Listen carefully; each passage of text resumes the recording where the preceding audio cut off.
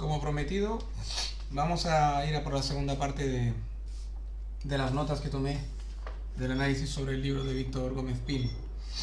Pues bien, vamos a ello. Lo habíamos dejado más o menos sobre el tema de los pitagóricos. No sé si los que lo habéis seguido, ya os acordáis, habéis seguido la primera parte, os acordáis con toda seguridad del tema. Y aquí tengo ya el resumen, en la página 276 tenemos el resumen ya definitivo sobre este tema, que yo creo que nos va a venir bien para casi dar el punto final a esta parte del libro, ¿no?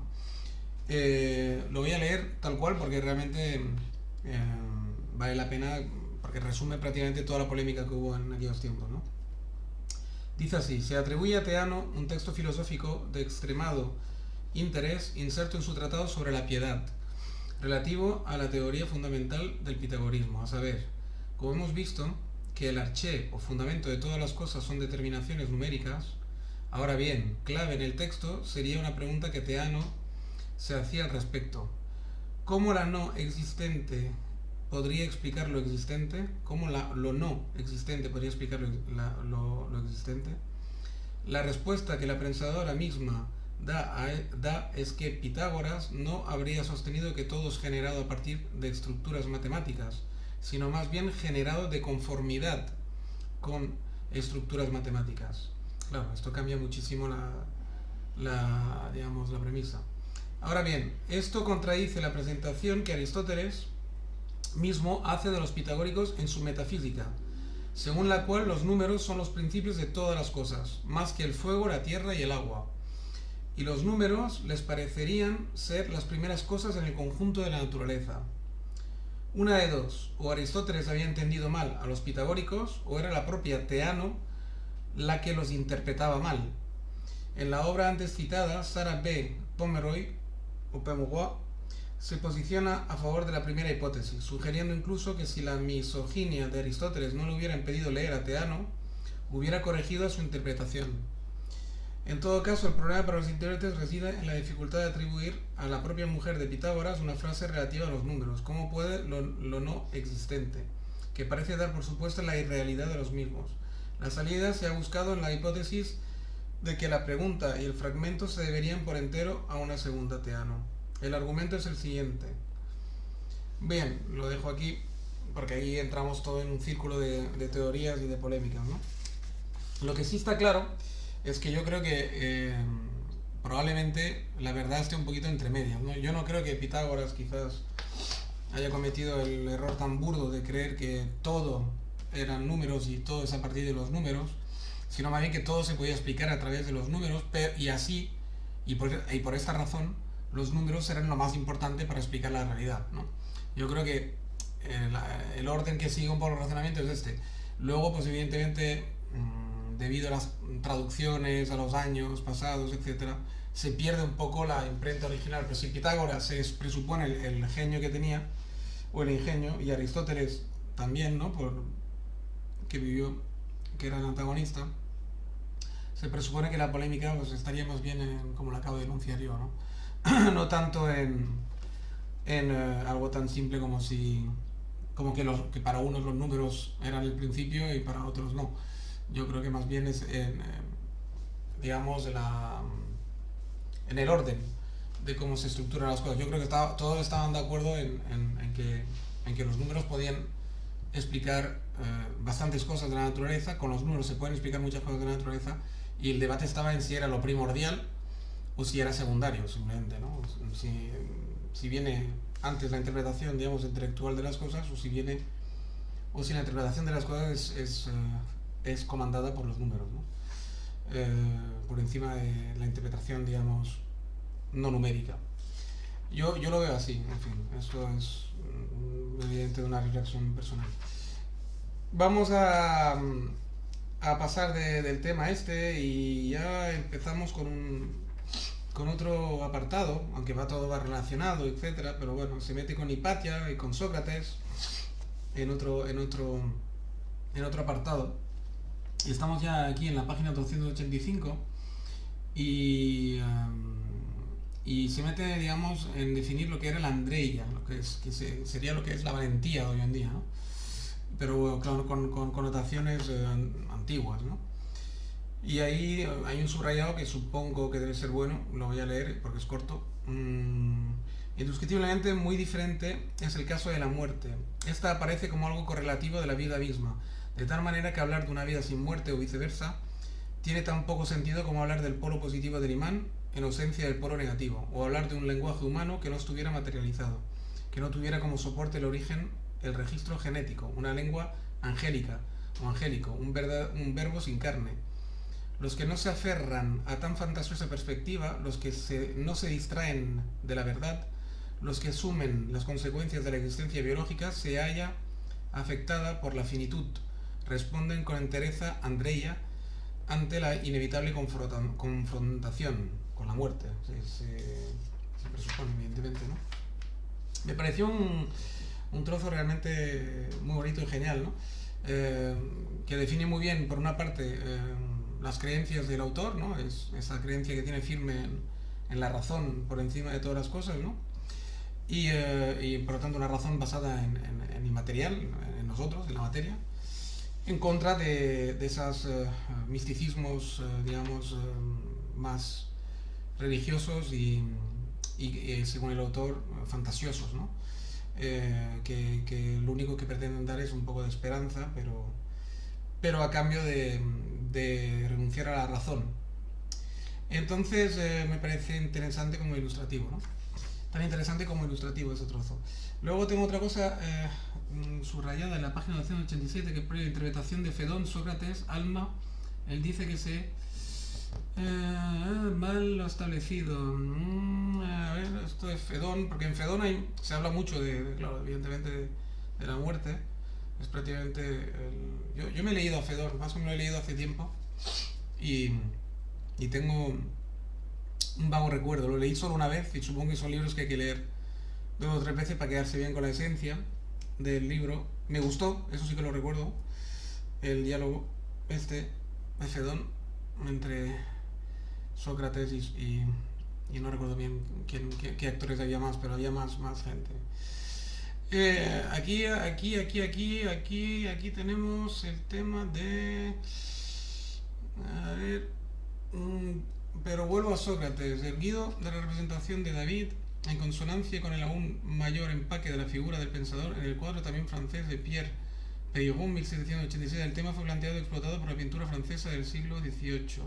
En el diálogo Fedón se expone la manera en la que Sócrates tranquiliza a sus discípulos y amigos sobre su suerte, sí, ya me voy acordando, reiterando argumentos sobre la inmortalidad del alma que, de ser asumido, harían de su circunstancia algo más bien a celebrar. No creo que esta remisión al principio de esperanza sea, sin embargo, lo más importante del discurso mantenido por Sócrates ante sus discípulos. Claro, ese es el marco del cual no me acordaba del todo. Como indicaba ya Aristóteles, los platónicos se complacían en envolver sus hipótesis epistemológicas en metáforas poéticas. Pero lo importante aquí que destaco es que él, digamos, porque es verdad que Sócrates aboga por la inmortalidad del alma y con eso tranquiliza a sus discípulos, etcétera, diciéndoles que él ha decidido morir, pero que como cree en la inmortalidad del alma, que no hay pena en ello, ¿no? Y esto, por visto, le molesta al autor, a Víctor, porque, claro, de alguna forma contradice la razón, etcétera, que él tanto defiende, ¿no? Y aboga por una cierta esperanza, etcétera. Pero él luego más adelante creo que intenta desmontarlo haciendo una reinterpretación sobre lo que quiso decir realmente Sócrates a sus discípulos y lo que quiso decir por extensión Platón, que es el que escribe, evidentemente ya se sabe que Platón es el que inventa el personaje de Sócrates, ¿no? en sus escritos. Entonces, más adelante, creo que en la página 290, hay como una especie de resumen del tema, sobre ese tema, mejor dicho. Y si me hace necesario leer, por lo tanto, la definición que hay entre la página 290 y 291. Y dice así: desde el inicio de esa reflexión he enfatizado que no ha habido época buena para la filosofía, que ésta se ha ido forjando en situación de penuria. la intrínseca afinidad de la filosofía con toda causa que apunta a una emancipación material y espiritual del ser humano, su carácter, por así decirlo, militante, implica que su práctica no espera a que se den circunstancias favorables. En todo caso, esa práctica misma contribuye a forjarlas. Hay que enfatizar que Sócrates no muere en defensa de opinión positiva alguna, ni al servicio de una finalidad política concreta. Su propósito era meramente socavar los fundamentos de lo imperante, a saber, opiniones que constituían una violación de la exigencia del ser de razón. Y hay en su operación de desmantelamiento algo análogo al cartesiano propósito de rechazar todo aquello que careciera de certezas apodictas. Sócrates muere en definitiva por llevar la razón por delante, y obviamente su actitud no hubiera sido posible de hallarse libre de miedo con relación a una muerte honrosa. La actitud de Sócrates es muestra de su esencial andreia. Tratando asuntos relativos a la physis, empezó Sócrates según propia confesión. Pero empezara por donde empezara, lo esencial es que el asombro concomitante a la disposición interrogativa condujo en su caso a que un sujeto empírico, un animal humano concreto, inscrito en el contexto social marcado por el lenguaje, llegara a actualizar su humanidad, y ello hasta el punto de que en un momento dado la efectiva práctica de pensar fuera a ser considerada subjetivamente como prioritaria incluso frente a la vida. Bueno, aquí tenemos, digamos, pues el resumen de lo que él piensa, ¿no? Que por encima de todo, digamos, al final pone por delante que él muere, digamos, toma la cicuta, al final por llevar la razón. Por lo tanto era un ser de razón, que él pensaba que tenía razón, y no le daba la gana aceptar que le condonaran la vida o que le condonaran la ejecución y, digamos, le perdonaran la vida, cediendo en sus razones, ¿no? Por lo tanto, a pesar de la divagación sobre el alma y la inmortalidad aquella y la separación entre alma y cuerpo, etc., justifica así que al final fue un acto de razón de todas formas, ¿no? Bien, vamos para adelante y nos encontramos ya por fin en otro sí, luego también habla sobre Hipatia, también recomiendo, acaba con Hipatia, y es de alguna forma pues un halago a Hipatia y a la presencia femenina en la filosofía de aquella época, ¿no? Que ella representa también. Nos vamos a la página ya 299, y nos vamos ya a Boecio, que también es un personaje muy importante en la historia de la filosofía, evidentemente, ¿no? Y ahí pues tengo también en la página 301 un subrayado que creo que define muy bien pues un poco lo que fue Boecio y que también he leído, por cierto, el famoso escrito de Boecio sobre la... Ay, ahora se me escapa el título. Supongo que igual en el mismo digamos, resumido que voy a leer ahora, es probable que lo mencionen. Consuelo, me parece que era Consuelo. Escribió mientras estaba encarcelado, Consuelo, como en latín, Consuelo, algo así. Pero de todas formas vamos a ir a ver si encuentro el subrayado este.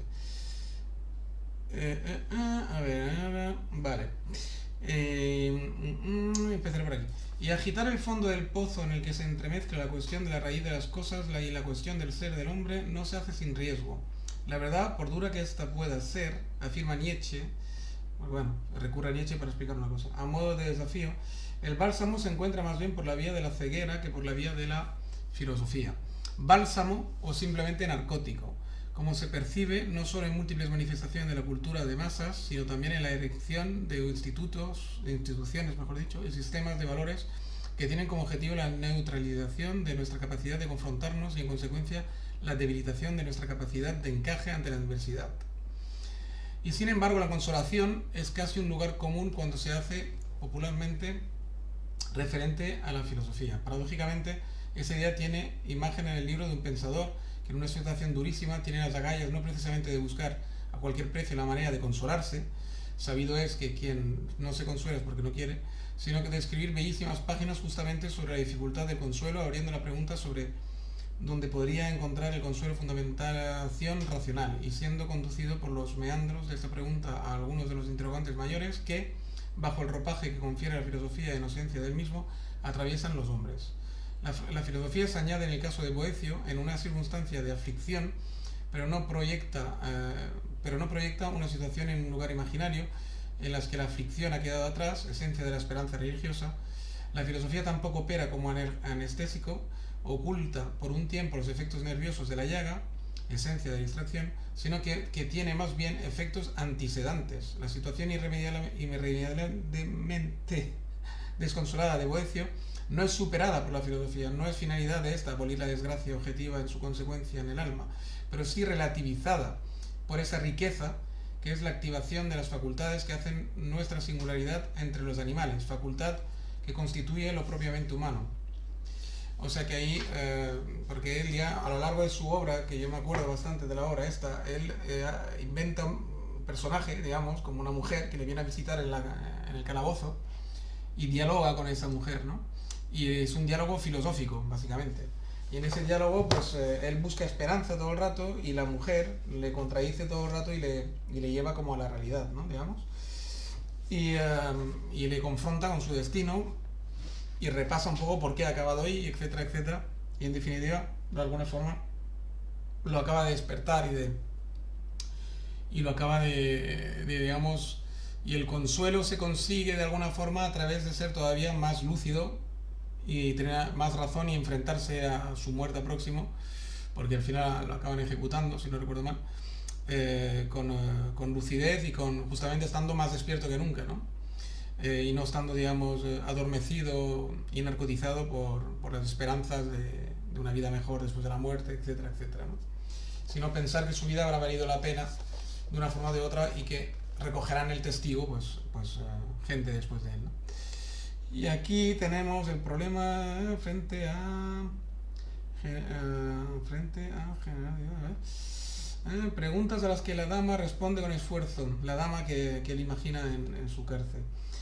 Con esfuerzo, estableciendo sutiles dialécticas entre el destino marcado por el hacedor y las contingencias resultados del azar, es decir, contraponiendo desde el origen los efectos de una causa propiamente dicha y los contraefectos de una causa paradójica, algo así como el hado que habría llevado a Boecio por caminos de infortunio. Y la discusión prosigue, vinculándose por momentos a la planteada en otras obras de Boecio, por ejemplo, en las ya mencionados escritos teológicos, pero también a temas sobre la cosmología sugeridos por el propio Consuelo de la Filosofía. Ese es su libro, ese es el título exacto, Consuelo de la Filosofía. Con evocaciones de Dios que hacen pensar en el diemurgo del diálogo de Timeo. Hay un momento llamativo, consecuencia de la abstracta discusión siguiente. ¿Se halla Dios afectado por la contingencia y la infelicidad a ella asociada? En absoluto, viene a responder la dama. Dios es en sí mismo plenitud, necesidad y felicidad. Los atributos contrarios solo pueden darse en seres como el infortunado Boecio. Y la pregunta es inmediata. ¿La consolación en la desventura procedería de la certeza de que Dios escapa a esta? No estamos lejos de la interrogación que surge cuando en nuestro entorno vemos que la gente parece gozar del aparente bienestar de los afortunados, aunque ciertamente también hay complacencia en la caída de los mismos. Reitero la importancia de que el carácter literario de la obra no sea óbice para que salieran los problemas más arduos tratados de manera sistemática en la tradición metafísica. Un último ejemplo a una pregunta de Boecio sobre el tema ya citado del azar. La dama viene a responder casi en sentido aristotélico que el azar es una intersección de causas que ignoramos. Así, cuando voy al mercado y me encuentro con alguien que me debe dinero, de tal manera que todo evento, aunque a veces parezca azaroso, se inserta en la cadena causal dictada por la providencia. Sin embargo, la visitante añade que los actos que resultan de la volición racional escapan a ese determinismo. ¿Y a quién atribuir la volición racional y la libertad correlativa? Obviamente a Dios, a los seres inteligentes, incorpóreos, por él deseados, y también a los hombres volcados por la contemplación de Dios. Si esta es efectivamente metáfora de la idea arquitectónica, el sumo bien de la contemplación platónica, cabe decir que escapan del determinismo natural las acciones del ser humano, que se complace en la contemplación del campo eidílico. El ser humano no sujeta a las relaciones casuales propias de la naturaleza y por ende libre. Libertad absoluta, no es el caso, pues Dios, juez, que lo ve todo, espectador permanente, no solo marcó nuestro destino en un pasado, sino contempla temporalmente nuestra peripecia y el hacer fruto de la libertad como Él quiso en nosotros, libertad, pues vigilada. ¿Y qué tendrá premio, recompensa según la acción libre, o sea, no grata al gran espectador? En fin, ya veis que es toda una discusión que él tiene todo el rato de forma sistemática con la famosa dama y el resultado es el que hemos mencionado más un poquito antes. Bien, luego ya llegamos a la página 309 y ahí me mete ya a Émilie de Châtelet. Émilie de Châtelet, página 309, el deseo del erudito de que crea relaciones con Voltaire, trama muerte con también, tabú de Newton en francés. Sí, ya me acuerdo. Es una historia muy bonita la de Émilie Châtelet. Y es una mujer que tuvo la mala suerte de morir muy joven y era una erudita que estaba traduciendo Newton al francés y queda embarazada de mientras, tiene una vida bueno, que hay que leerlo todo. Va relacionada con Voltaire en el sentido de que me parece que Voltaire es el que, de alguna forma o de otro, no sé si llegan a ser amantes o la acoge o la... Bueno, ahora con los subrayados veremos lo que pasa. Creo que tengo algún subrayado que vale la pena sobre eso. Pero eso es muy recomendable, ese pasaje también. Y la mujer pues, cuando da a luz a su bebé muerto y muere ella en el parto también. Pero consigue acabar la traducción. Es un ejemplo más de la valentía, que la filosofía está por encima de todo, digamos, y esa lucha del intelecto, ¿no?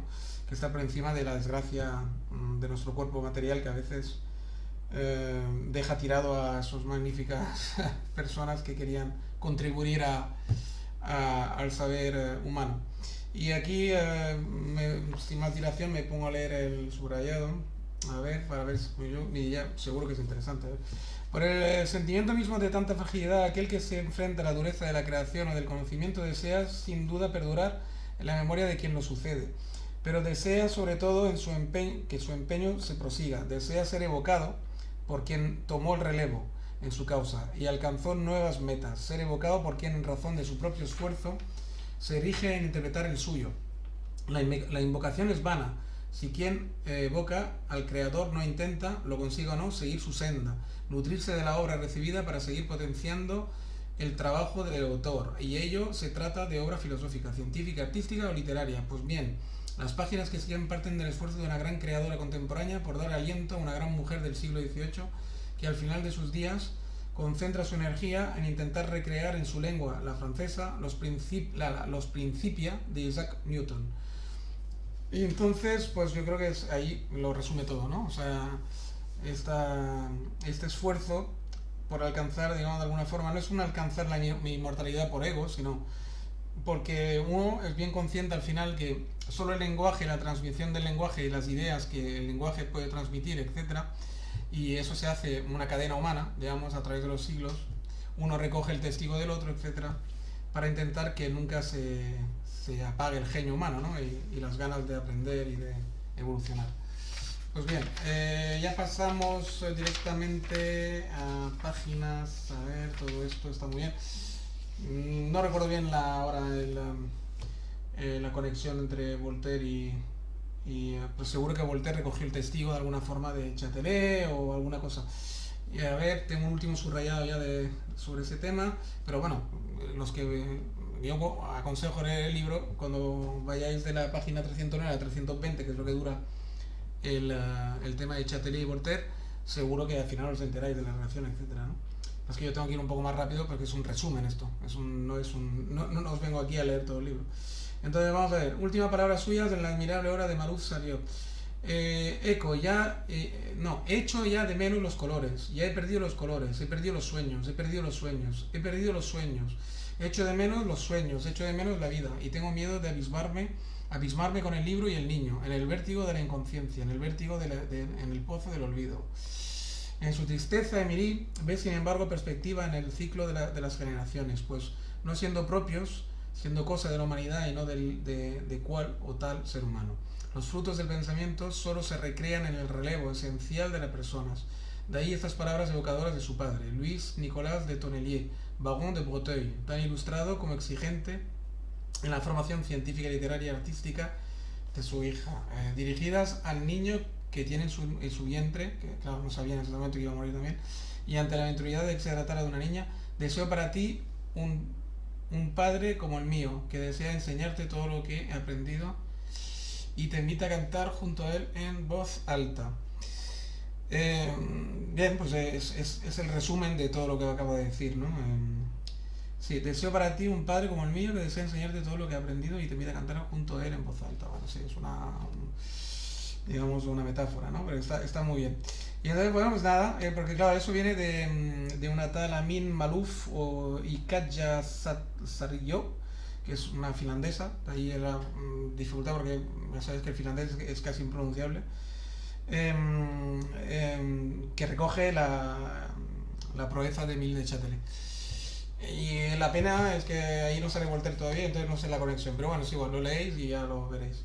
Yo tengo que pasar página, vamos a la página 321 y ya nos metemos de lleno con Nietzsche y su estancia en Turín. Elige su estancia en Turín más que nada porque se ve que era una estancia donde fue a la par de creativa y triste, a la par de feliz, en creación de Friedrich Nietzsche y su famosa y esperpéntica vida, se podría decir. Pero sus escritos realmente son geniales. Friedrich Nietzsche es un autor que yo también he leído bastante y la verdad es que no te deja indiferente. El primer subrayado se encuentra en la página 324, me diría. Y es bueno, a ver, me lo voy a leer. Y aún en la primera hipótesis no es lo mismo el dominio consistente en el sometimiento y abuso del débil que el dominio sobre aquellos que, incapaces de soportar la propia finitud, buscan su escapatoria aferrándose a equivalentes imaginarios de la vida. Esta literal locura de una vida eterna, una vida sin tiempo, a la vez que intentan encontrar prolongación de sí en la rapiña de la vida en los otros. Aquí lo que realmente es bueno y destacar es la frase esta, ¿no? No entiende cómo puede aferrarse uno a una vida sin tiempo. Claro, una vida sin tiempo realmente no es vida. Claro, la vida eterna que nos ofrecen muchas veces las religiones es muy difícil de concebir, porque claro, si es una vida sin tiempo, eterna, no es vida, realmente, porque lo que realmente significa nuestra vida y hace que sea interesante es el paso del tiempo, realmente, ¿no? Si no hay tiempo, es como si no hubiera vida. Si lo pensamos fríamente, realmente ¿qué es la muerte sino ausencia de tiempo, ¿no? Entonces digamos que la ausencia de tiempo es exactamente lo contrario de lo que sería una vida y más una vida consciente, ¿no? Entonces me pareció muy buena la frase. Y luego nos vamos a la página 328 y a ver qué tenemos aquí. 1886 publica Más allá del bien y del mal y añade lo siguiente, la terrible genealogía de la moral, que esa es la que leí, una de las que leí. He leído 2 o 3, pero una es esta. En este segundo texto, Nietzsche nos hace sentir, no meramente concluir, como en un proceso silogístico, la esencial mentira que los buenos sentimientos en ocasiones encierran, ¿no? El espíritu adicto al narcótico de sentirse a sí mismo como estando del lado del bien, simplemente está negando su realidad compleja, marcada tanto por la necesidad natural como la necesidad social, espíritu incapaz de satisfacer las verdaderas pulsiones biológicas, pero también cognitivas, espíritu condenado a una insatisfacción tanto más profunda cuando no reconocida, y así espíritu inevitablemente rencoroso, que es el gran dada de las obras de Nietzsche, frente a aquellos de quien sospecha que efectivamente sufren y efectivamente gozan. Ahí es un resumen condensado, como una píldora de todo el pensamiento de Nietzsche prácticamente, ¿no? Porque Nietzsche es esto. Básicamente eso es lo que quiere decir siempre, aunque lo dice dando muchas vueltas y dando muchos vericuetos, pero ahí es la esencia realmente, ¿no?, de toda la obra de Nietzsche. Él lo ve esto como la gente en general, pues por no querer sentir realmente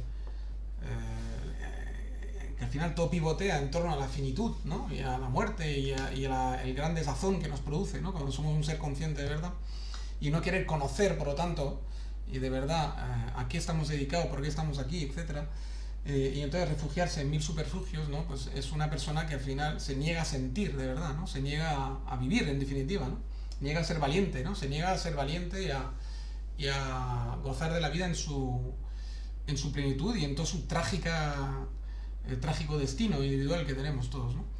Entonces, digamos, de alguna forma Nietzsche pues es el gran azote, ¿no? De esta gente que es, cuando más te ocultas, ¿no?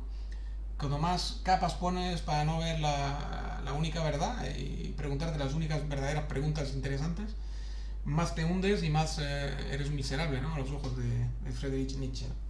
Y de, por lo que veo, también de Víctor y de muchos filósofos, ¿no? Así que, bien, eso está genial. Luego nos vamos a un poquito más adelante a la página 332. ¿Y qué tengo ahí? Se queja de una visión plana, mediocre. Ah, sí, luego la otra gran de esto del Nietzsche, aparte de esto de la cobardía y tal y cual, es el tema que ve e intuye, porque era un gran profeta realmente Nietzsche, más que un filósofo, intuye que nuestro mundo moderno y el posmoderno del que ya vivimos iba a acabar como está acabando, ¿no? Con una especie de religión de la igualdad, ¿no? Queriendo igualar a todo el mundo, ¿no? Queriendo hacer de todo el mundo unos mediocres al final, ¿no? Y en vez de poner capas de religión, ahora pues lo que se pone es capa de igualdad, ¿no? Queriendo con esa igualdad, de alguna forma, narcotizar a la gente, haciéndole pensar que todo el mundo valemos lo mismo, que todos somos iguales, que todos están igual, para de alguna forma que justamente dejes de luchar y dejes de preguntarte y dejes de ser infeliz y trágico, ¿no? Y que seas siempre positivo y feliz y con la gran ensoñación de la igualdad, ¿no? Que él también veo como una cobardía también, o una más, ¿no? La civilización digna de tal nombre es lucha colectiva por la asunción de esa matriz de la vida que en tantas ocasiones nos vemos en la incapacidad de mirar de frente. Los que nos hablan de una civilización sin tensión respecto a la naturaleza y respecto a los demás hombres, nos hablan de un ser humano no privado de aristas y de finitud. El alma se apaga, título que acude de improviso ante la visión de lo que una Europa engolada, plena de suficiencia y aséptica propone como caricatura de la vida de la civilización, ¿no? Aquí ya de alguna forma te lo resume también, ¿no? Muy bien, es otra pildorita muy buena también de lo que quiere transmitir a lo largo de su obra Friedrich Nietzsche, o como se le pronuncie. 335, en el núcleo histórico de la ciudad de Turín, caminando a lo largo de Vía Chernaya, se encuentra un amplio paseo cuya arranque lleva el nombre de Piazza di Solferino. Llama ahí la atención la presencia en el centro de una enorme escultura ecuestre cuyo protagonista no parece ser tanto el jinete, que enarbola su espada en gesto desafiante, como el caballo que aún monta, y que sin embargo ha hecho ya genuflexión de una de sus patas delanteras. Al aproximarse puede leerse la siguiente inscripción: Fernando de Saboya, duque de Génova. Herido de muerte el caballo en la batalla de Novara, supo vengar con valor la injuria de la fortuna. Reconocí antes que por su irreductibilidad a la categoría con las que encasillamos a los grandes del pensamiento, Nietzsche es para mí un pensador al que de alguna manera me es imposible entender. Quizás en razón de ello, la secuencia que guía esta evocación de filósofo parece responder a una suerte de asociación libre en la que figura del caballo y una metonimia del mismo juega un papel del hilo que lleva esa extraña imagen en la que Lu Andrea Salomé, a la que Nietzsche había conocido en el Vaticano en 1882, cuando ella contaba 20 años y él se acercaba a los 40, alza un pequeño látigo desde una especie de careta teatral con su entonces novio Paul Gay y el propio Nietzsche jugando el papel de animal de arrastre. Un caballo destaca en Guernica y en Sueños, caballo blanco alado, se alzan sobre cuerpos de subalternos y combatientes mal parados por la suerte, y asimismo en cierta representación onírica, las alas de un caballo también blanco abrazan en su postrer momento a Don Quijote. Bueno, toda una alegoría, ¿no? Final de la figura de Nietzsche, a la cual dice no haber entendido, creo que lo dice como un halago, ¿no? O sea, yo creo que lo ha entendido muy bien, porque por los trozos que destaca, yo diría que Víctor ha entendido perfectamente a Nietzsche. Lo que pasa es que nos quiere decir con esto que es un filósofo pues que parece muy críptico y que en esa especie de criptitud pues está su belleza, reside la belleza de Friedrich Nietzsche, ¿no? Que en definitiva ya veis que es un pensador inevitable, ¿no? Si uno quiere realmente conocer la filosofía. De ahí pasamos a Simone Weil.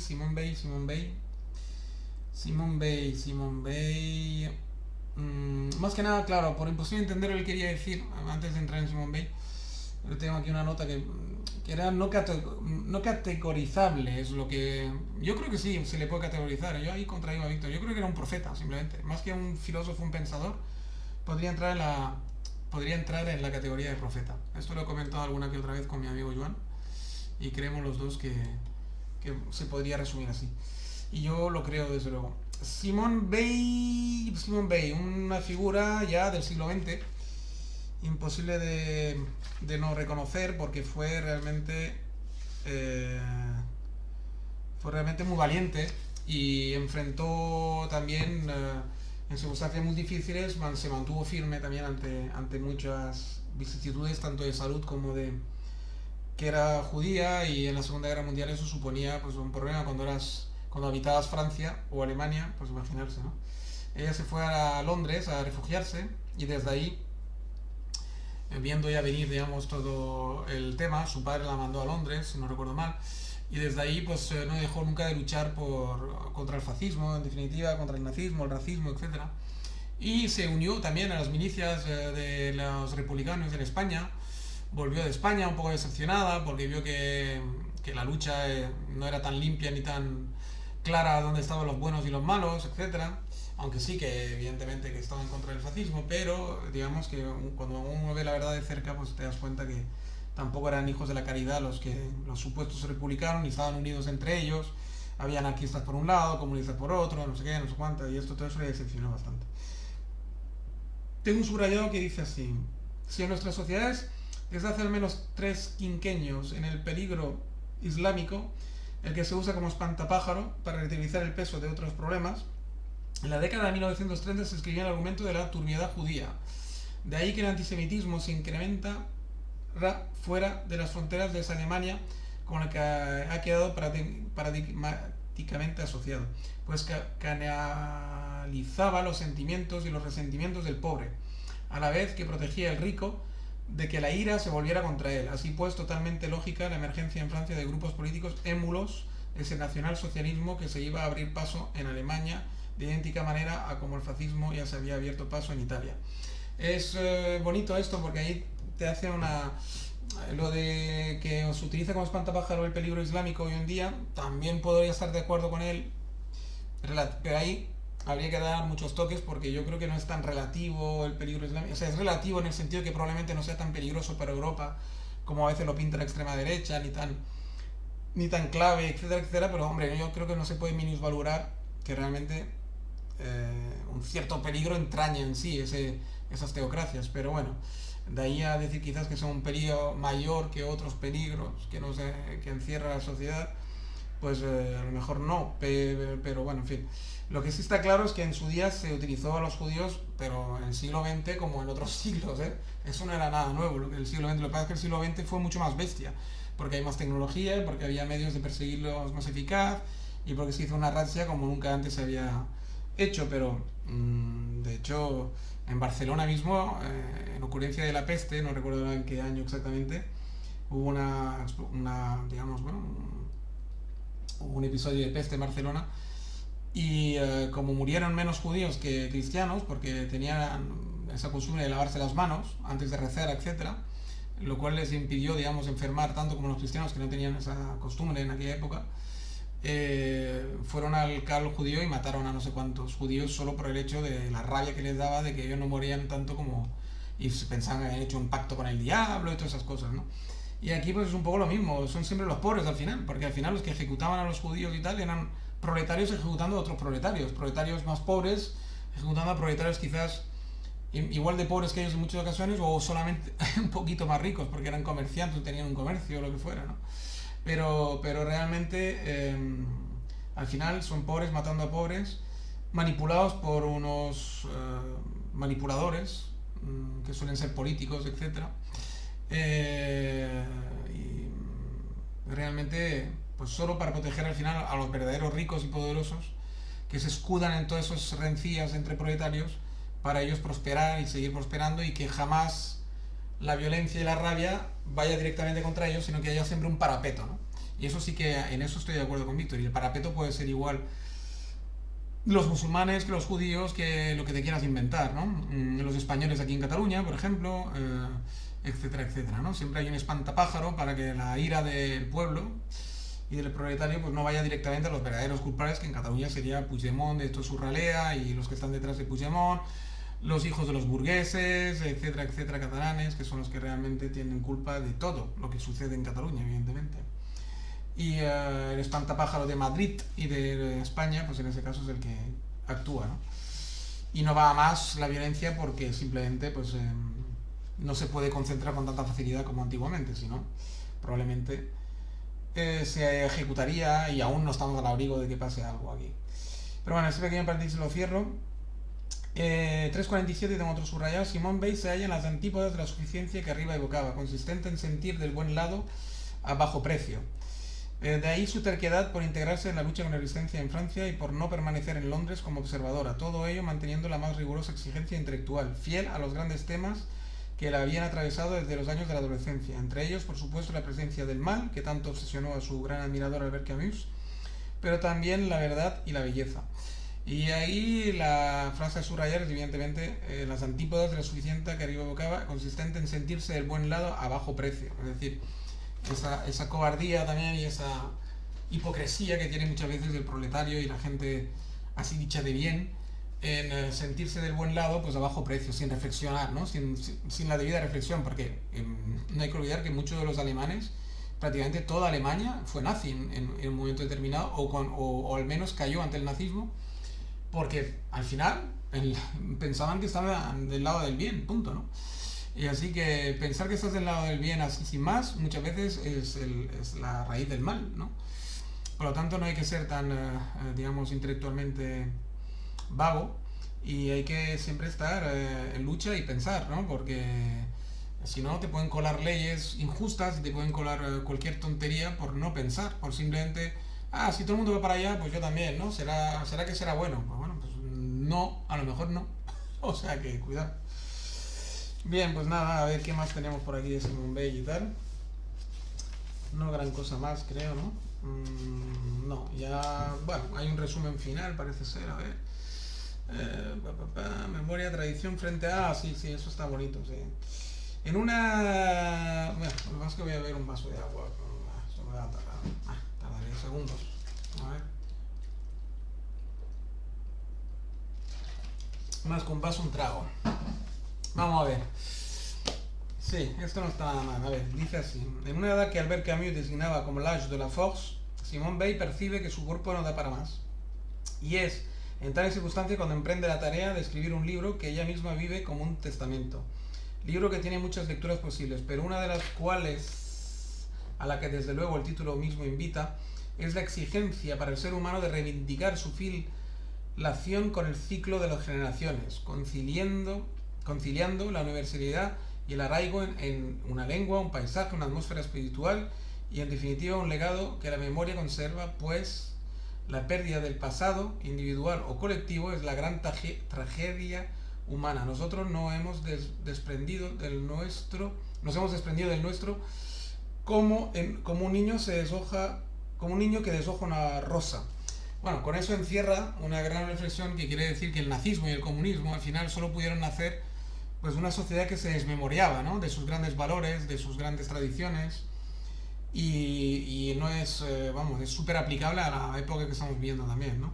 Hay una falta de valores, una falta de querer que perduren ciertos logros que hemos logrado en la sociedad occidental, en Europa sobre todo, y por extensión se podría decir América, porque es nuestra hija, aunque defectuosa en algunas partes, pero no deja de ser nuestra hija América tanto del norte como del sur. Es una hija de Europa directa, y ahí pues evidentemente reside buena parte de nuestro fracaso como sociedad, o de los fracasos que podemos llegar a dar estrepitosos, ¿no? Porque todavía no hemos fracasado del todo, pero sí que pudiéramos hacerlo si no estamos muy vigilantes de querer transmitir a las siguientes generaciones los logros magníficos de la laicidad, por ejemplo, de la educación universal, de ese afán porque nadie queda atrás, ¿no? Por ejemplo, estoy pensando en la seguridad social, en la sanidad universal, etcétera, pero sobre todo en en la sabiduría popular que consiste en querer educar a todo el mundo a leer, a escribir, etcétera, y a intentar que tengan un pensamiento libre, ¿no?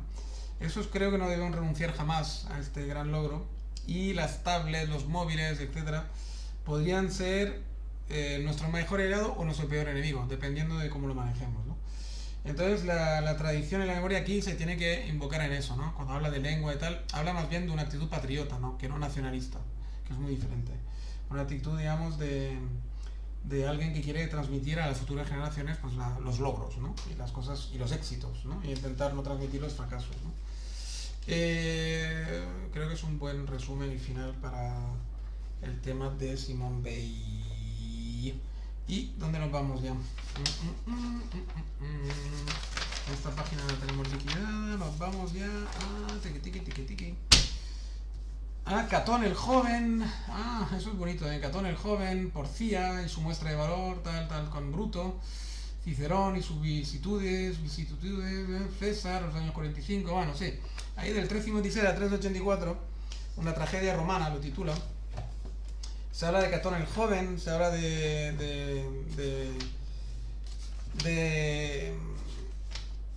definitiva es muy bonito de leer.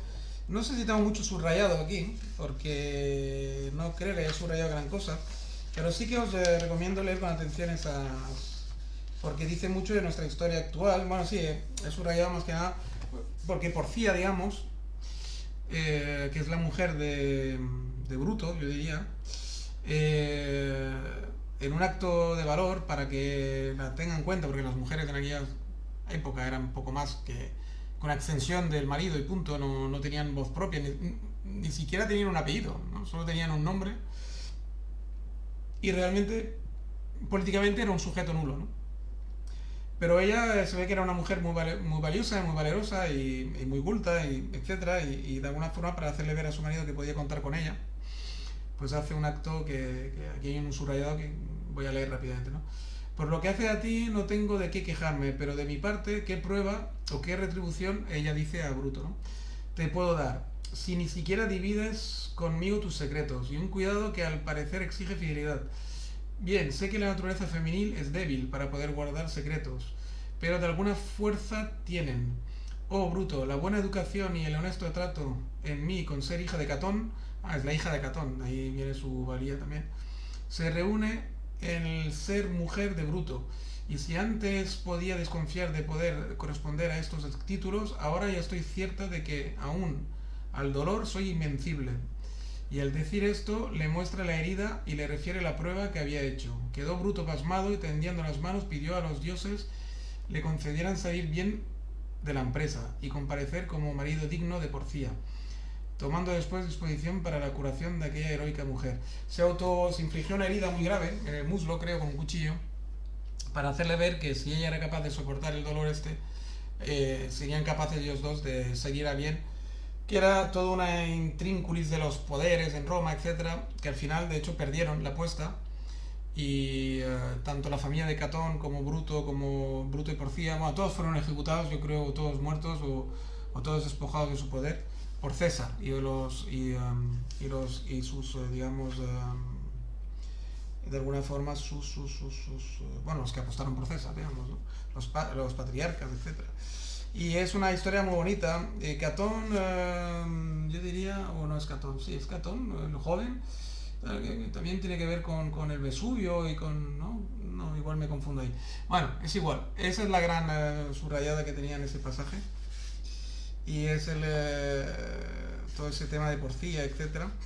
Y luego no sé si hay alguno más, quizás el último aquí, a ver. Sí, bueno, claro, digamos el epílogo de alguna forma de toda esa gran lucha que tuvieron esas dos familias y por conservar de alguna forma el poder, pero a ver, en el año 45 de nuestra era, Cicerón se halla en su finca de Túsculo, en la campiña romana. Los actos de la tragedia que afecta a los protagonistas de este capítulo se han consumado y ya o están a punto de consumarse. Pompeyo derrotado, Catón suicidado. En el 46 el cesarismo triunfante y frustrada la perspectiva de recuperar la república abierta por el asesinato de César en el 44, la ciudad de Roma se revela estar en contra de los conspiradores. Bruto forzado a la huida hasta la derrota y suicidio final en el 42, arrastrando a su desgracia a Porcia, Las circunstancias personales de Cicerón no son más favorables que las sociales. Se divorcia tras 29 años de matrimonio en el 46 de su esposa Terencia para unirse a la joven y bella Pubilia, de la cual se separa a sí mismo muy pronto y sobre todo asiste a la muerte a comienzo del 45 de la persona a la que quizás más vínculo se sentía, su hija Tulia. Cicerón tiene entonces 61 años y su estado de ánimo hace que le sea difícil permanecer en esa finca de Túsculo en la que su hija había fallecido. Uraño parece ya repudiar la vida, sin embargo el pensamiento sigue su curso, indicando él mismo que uno de los incentivos fue precisamente el tremendo golpe infligido por la fortuna, y en el efecto en esas condiciones con Cicerón escribe sus Disputaciones Tusculanas, cuyo libro tercero, La Fricción, el tema principal, y también del supremo bien y del supremo mal, dedicado a Marco Bruto. En Disputaciones Tusculanas hay extraordinarias reflexiones sobre la melancolía, presentadas como forma grave y profunda, dolorosa de patología mental, por oposición a la más leve insania.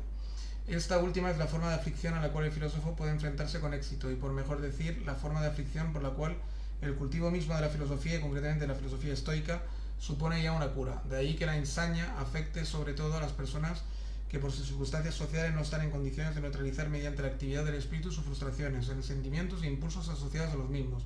Creo que esa distinción es importantísima respecto a la idea misma que se atribuye a la disposición estoica frente a la adversidad, potente ciertamente frente a una aflicción mental menor, aunque no seguro que lo sea cuando la que aflige es la melancolía, que se supone que es un estado que se traduciría hoy en día pues por probablemente la depresión. Pues nada, aquí dejamos toda esa tragedia romana, que es aconsejable. La verdad es que es muy bonito, muy bonito. Y lo que no tengo dudas sobre si todo empieza con Catón el joven y que fue testigo de... No, creo que eso ya lo hemos pasado, sí. Era otra... No, esto... No, nada, me estoy haciendo un lío. Ya está. Bien, sexta parte. A ver, preliminar, música en el Stalag... vale, sí. Eso es de cómo los judíos, yo diría, músicos que encerraron, no sé si todos eran judíos, algunos quizás eran comunistas también, encerraron en un campo de concentración, consiguieron, digamos, a pesar de todo, crear una obra musical, ¿no? En el mismo Gulag, en campos de concentración. Y también, de alguna forma, pues es un símbolo de que digamos, pues la producción intelectual, en este caso artística, puede vencer también a las peores circunstancias, ¿no? La libertad a la que uno puede aspirar es siempre limitada, cuando no la coarta la sociedad, lo hace la fisiología. Y en última instancia, ese tremendo segundo principio de la termodinámica, que todo lo arrolla. El arte, la ciencia y la filosofía nada pueden contra tal devastación, ni en consecuencia nada valen desde el punto de vista de nuestra subsistencia. Pero, reitero, son preciosos como símbolo de que en el animal humano la subsistencia simplemente no lo es todo. Y lo son en toda circunstancia, aspectos que quisiera ilustrar recordando a otro músico inmerso en ese tremendo acontecimiento bélico que fue la Segunda Guerra Mundial, ¿no? Ahí tenemos pues otra gota del pensamiento que Víctor quiere dejar claro, ¿no? Que al final, digamos, por encima de la subsistencia humana simplemente y vencer la termodinámica, que es evidentemente la ley de la termodinámica, es que todo, digamos, entra en entropía, todo sistema entra en entropía y se acaba diluyendo su energía, ¿no? Pues que la filosofía al final puede triunfar, o sea, el espíritu humano puede triunfar ante esa adversidad. Y da un ejemplo de unos músicos. Luego se mete también con Caballés, que es una persona a la cual se refiere bastante en la página 406, el caso de Caballés. Caballés entró en la resistencia no por fidelidad a un partido o a una línea política, sino por lógica. Bajo la influencia de Spinoza, considera que el sujeto tiene poca importancia en comparación con la necesidad de la que se encuentra atrapado. La lucha contra lo inaceptable es inevitable, por lo tanto necesaria, y eso es todo. Con un personaje de esa envergadura no se puede intentar disociar la profundidad de lo que comprendió como filósofo, de la grandeza de lo que hizo como combatiente. Filosofar es demostrar y no hacer confidencias sobre su propia subjetividad. Es una cuestión de conceptos antes de que una efusión de estados de ánimo del intelecto. La búsqueda de la verdad implica en suma que uno se olvide un poco de sí mismo. Bueno, un subrayado era una persona Caballés que, hijo creo de militar y militar él mismo, combatió en la Segunda Guerra Mundial hasta las últimas consecuencias, llevando pues esa idea de que no te puedes abstraer, digamos, de lo que acontece a tu alrededor, aunque seas filósofo, ¿no? Luego tenemos otro subrayado aquí, que pregonar con el ejemplo, ¿no? De ahí los arrestos para escribir en la cárcel un abstracto tratado sobre lógica y teoría de la ciencia. Klein recuerda al respecto las bellas palabras del profesor de la Sorbona, Georges Canguilhem. Generalmente para un filósofo escribir una moral es prepararse a morir en su lecho. Pero Caballés, en el momento en el que hacía todo lo que es necesario para morir en el combate, componía una lógica. Nos dejó así una moral, sin necesidad de haberla redactado. Ese es un poco lo que buscó Caballés y lo que al final hizo, de hecho. El 411 decía antes que Jean Caballés se educó en un entorno de militares, lo cual no le impidió considerarse siempre un pacifista.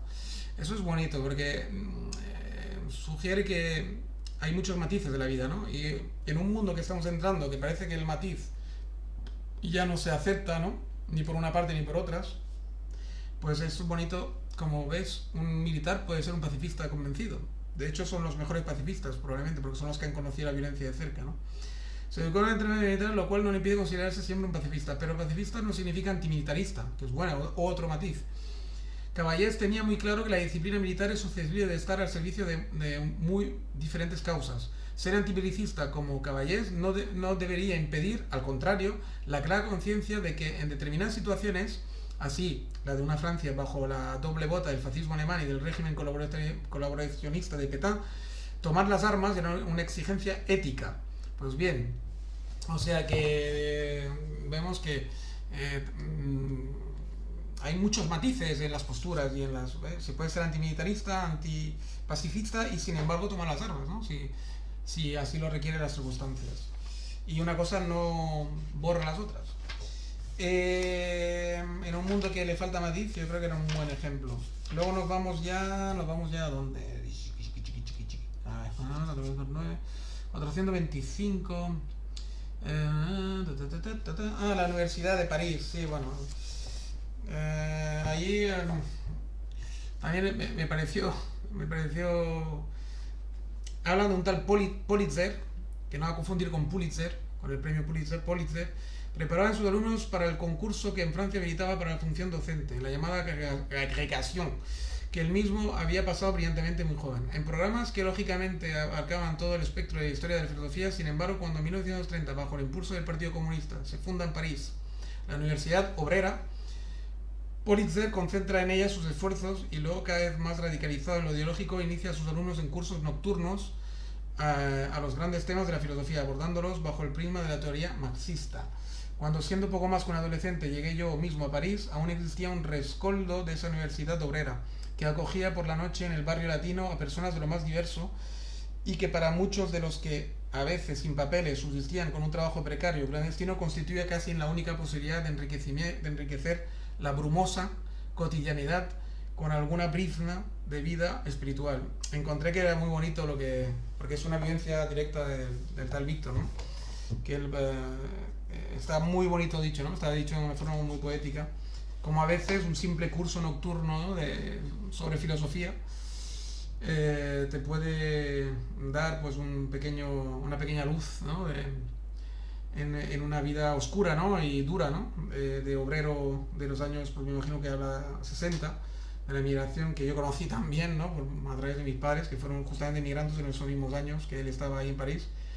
Podría haberse cruzado perfectamente con mi padre y con mi madre, que eran emigrantes trabajando en los más duros oficios que podían hacerse, y gente pues prácticamente no sin papeles, pero sí sin ningún tipo de ventaja, digamos, ¿no? Que vinieron con una mano delante y otra detrás, ¿no? A trabajar en París.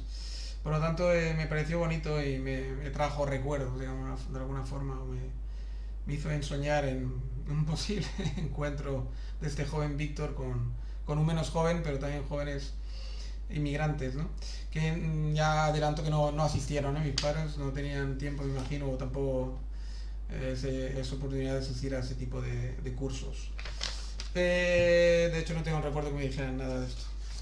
A ver, luego nos pasamos a 431. La referencia a Beethoven, a su sordera, a componer a pesar de la sordera, y el paralelismo con la actitud de combate y lo compara con la actitud que tuvo Caballés, por ejemplo, ¿no? Sí, para esto lo vamos a pasar un poquito rápido, porque hace una... ¿ves? Ya me confundí yo antes con la historia de Plinio el Viejo y Plinio el Joven y tal, el tema ese del volcanismo y tal, y la valentía que tuvo también enfrentarse a la muerte, el tal Plinio, el joven, el viejo, digamos, y el Plinio el Joven, que es su sobrino, es el que cuenta la historia de Plinio el Viejo, cómo se enfrentó al Vesubio, en Nápoles, al volcán, Pompeya, todo eso suena, ¿no? Y el hombre pues cogió un barco y se fue directo hacia el volcán, a pesar de que era una muerte casi seguro, ¿no? Y así fue, de hecho, lo encontraron tumbado en la playa, ahogado por las cenizas, ¿no? Pero su cuerpo permaneció intacto, según su sobrino. Así que es una historia bastante bonita, de la cual quizás tenga algún subrayado, pero creo que voy a pasar, porque se está extendiendo demasiado ya esto. Ya lo leeréis vosotros. Bueno, aquí hay un subrayado que quizás, a ver si vale la pena. El protagonista de ese episodio representa al respecto un ejemplo, digamos, puro, pues en su caso no se trata de una inclinación a la verdad lanzándose contra la falacia impuesta por una organización social sustentada en prejuicios, sino de un deseo de conocer, de un amor al lenguaje y a la razón, imponiéndose al instinto de mantener una vida que la propia naturaleza amenaza. Se trata de un ser humano del que puede decirse que prefirió el conocimiento a la vida. Lo que os he dicho, pero resumido. Nos vamos ya directo a la página 451. Y tengo un subrayado que dice: al igual que se loa en el adolescente el entusiasmo vital que se siente ya perdida para uno, se repudia tal entusiasta en quien, hombre asentado y maduro, se considera que habría de dar pruebas de ataraxia. Pues bien, la disposición filosófica, una determinada actitud en relación con el entorno natural y con el ser de razón que es testigo del mismo, no puede mantenerse largo tiempo si se pierde la convicción y desde luego el sentimiento de la grandeza de la propia disciplina, en la que se veía la expresión mayor de una suerte de capacidad redentora de la razón. Y cabe decir que Hegel representa un momento álgido de esa convicción, ese sentimiento y esta apuesta. Bueno, que hay que mantener, digamos, un poco la inocencia juvenil, a pesar de que en un viejo pues no sea bien aceptado para poder ser un buen filósofo. Es lo que yo entiendo más o menos, ¿no? Y que el tal Hegel, por lo visto, pues intentó de alguna forma, porque en la página 446 entramos de lleno en Hegel, Goethe, Napoleón, Jena, todos esos episodios que son muy interesantes. El episodio de cólera que atrapa a Hegel, del cual muere finalmente. Luego tenemos, pasa por Haití también, la esclavitud, Napoleón, Hegel. Tenemos Yves Dorestal, que es un filósofo haitiano. Ahí hay cosas muy interesantes, porque está cosas que son muy de actualidad, ¿no? Del racismo, del supremacismo, de si los negros, de la mala suerte que han tenido, digamos, de no entrar quizás en una cultura que pueda, digamos, pues la filosofía del hombre negro, ¿no? Del África negra, etcétera. Y bueno, y en contraposición dicen que de todas formas sí que son capaces de filosofía los negros, evidentemente, que eso no cabe ninguna duda, pero me refiero que simplemente lo desgrana en el ejemplo de Haití y de un tal Dorest. Tengo algún subrayado interesante. Sin embargo, precisamente el universitario africano Amadi Ali Dieng defendió en su tesis de Estado en Francia lo controvertido de esos textos, poniendo de relieve otros de los cuales Hegel habría defendido justamente la revolución mediante la cual en 1804 Haití se libera de Francia, constituyéndose en el primer país independiente con población mayoritariamente africana. Aunque en un nuevo giro del destino, la esclavitud retorna, legitimada esta vez por ese mismo Napoleón al que Hegel calificaría de alma del mundo. La tremenda historia de ese primer emblema de la lucha por la emancipación es conocida. Recordaré algunos hechos limitándome al siglo XX-XXI. Las contradicciones del mundo moderno y posmoderno, de la revolución, etcétera, ¿no? Como al mismo tiempo la revolución es el principio de nuestro mundo, pero como en sus balbuceantes principios pues hubo unas contradicciones enormes, ¿no? Como que Haití se revoluciona contra los amos blancos de forma violenta y realmente de forma poco loable, y después Napoleón de alguna forma legitima otra vez la esclavitud, digamos, ¿no? Y con ello, pues de alguna forma, y Hegel entra en una contradicción porque él siempre fue un gran defensor de Napoleón y sin embargo pues tuvo que ver y defendió al mismo tiempo también la revolución de los haitianos, por lo cual a veces se puede entrar en contradicciones por la misma historia que va haciendo su curso a pesar de tus pensamientos, ¿no? Luego tenemos el tal Yves Dorestad, un filósofo haitano formado primero en Francia y después en Alemania, donde vivió de lleno los debates de la Escuela de Frankfurt y realizó una tesis bajo la dirección de Alfred Schmidt. Consecuencia más que complemento de su tarea filosófica, ha sido siempre un compromiso social que lo llevó a participar en los proyectos educativos de Nicaragua, en los años en los que la revolución sandinista era una promesa de emancipación. Algunos pensadores haitianos que reivindican la africanidad ven en la filosofía convencional una suerte de emblema de la cultura de Occidente, sofisticada arma llamada a marcar los límites respecto a las culturas no generadas por Grecia, las cuales serían valoradas solo en la medida en que fueran capaces de plegarse a la misma. Tienen ciertamente muy presente la pérdida de las formas de vida y las lenguas a la que antes me refería. Claro, todas esas contradicciones también, ¿no? Que, claro, un africano pues, que viene a Europa se enfrenta, ¿no? Y parece que solo la filosofía que parte de Grecia sea la válida y por culpa de que muchos idiomas se han perdido en África y muchos testigos de su propia cultura y filosofía, por lo tanto. En muchos países de África, como en otros lugares del mundo, el binomio globalización-explotación de materias primas ha desplazado a la población hacia esas parodias de entorno urbano que son los arrabales de la hojalata, bolsas de plástico e insalubridad desarraigada de la población africana en su propio territorio. Todo impulso real pasa en África por ese imprescindible retroceso que uno de mis interlocutores simbolizaba en la tensión del arco, imprescindible para el impulso, es decir, para que reencontrar su pasado y sus raíces para poder pues, ubicarse en el mundo actual. Es una gran reflexión que esperemos que así sea, ¿no? Porque es verdad que se ve como un retroceso en África en algunos aspectos y a lo mejor es la tensión necesaria del arco, como dice él, ¿no? Para lanzarse luego con más fuerza, con su propia identidad, hacia la modernidad y la laicidad, etc.